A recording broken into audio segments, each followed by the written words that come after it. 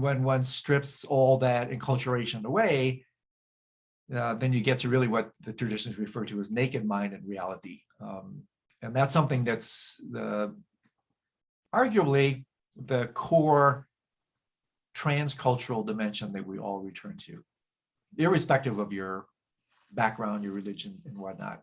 And so this is another reason why this particular bardo is so extraordinarily subtle. It's why we miss it. The gross kind of surface-oriented egoic mind is not familiar with this formless dimension of itself. It's not, we don't associate with formless awareness. We associate with the forms that arise in awareness. We associate with things, with thoughts, with emotions, with some kind of form or content. And one of the characteristics of the Dharmata is its formless nature. And that's why we miss it, because we're simply not familiar with that dimension spectrum of who we really are. So it's almost as though nothing's really there, because it doesn't appear in our understanding the way we perceive. It doesn't appear in our shrink-wrapped conceptual versions. And so this is an important topic as well. It's not nothing that's there, but no thing. So awareness of absence is not absence of awareness. There is formless awareness that's there. So it's not nothing, which would be nihilistic. It's no thing. And because, again, we don't identify with no thingness. Ego is the archetype of the thing.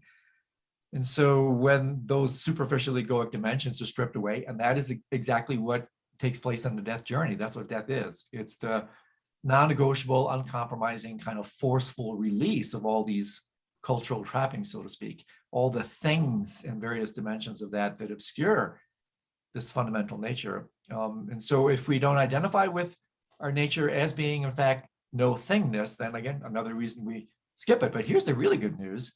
You totally can recognize this. There are absolutely practices, and this is a lot of what we'll be doing in the program. There are absolutely positively practices that are designed to match the subtlety of the mind that you experience at this moment of death and beyond, now when you're alive in your meditation. And these are, of course, the really marvelous formless meditations. And again, more good news, formless means deathless. And so when we talk about the Dharmata, we're talking about returning to who we really are, which is the dimension of our being that does not grow old, get sick, or die. This is it's called the changeless nature, the part of you that doesn't get Alzheimer's, dementia, Parkinson, AIDS, or whatever. This is the part of you that really is indestructible. And so, wow, this sounds good, but like, okay, how do I access this? What does it really mean to me? Well, you absolutely positively can access it. And it's an absolute game changer when you do. What does it mean to you? It can remove all your fear of death. Because as my dear friend David Loy says beautifully, the nature of this path is to discover that part of you which cannot die because it was never born.